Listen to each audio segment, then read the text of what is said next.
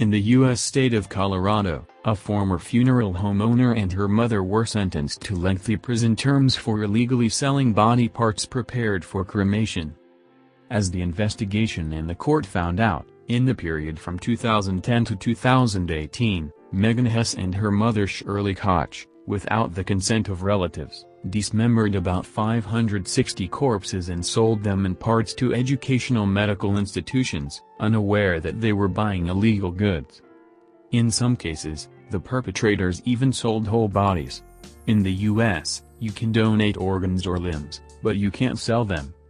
As a result, Hess was sentenced to 20 years, and her mother to 15 years in prison.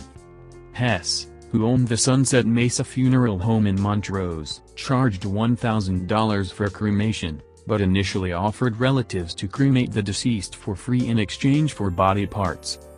At the same time, as it turned out in court, even in the event of refusal by relatives, body parts, including arms, legs and heads, were sold using fake donor documents through donor services, which also belonged to Hess. Later, some people who used the services of the Hess Funeral Home learned that they were given urns with the ashes of a relative mixed with the ashes of strangers. These two women took advantage of the vulnerability of victims who reached out to them in a moment of mourning and sadness, FBI Special Agent Leonard Corallo said in a statement. And instead of supporting these people, these greedy women abused the trust of hundreds of their victims and mutilated their bodies. Loved ones.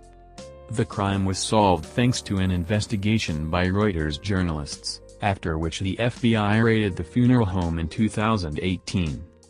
In sentencing, Judge Christina Arguello said it was the most emotionally draining case she had ever faced and ordered both perpetrators to be sent to prison immediately.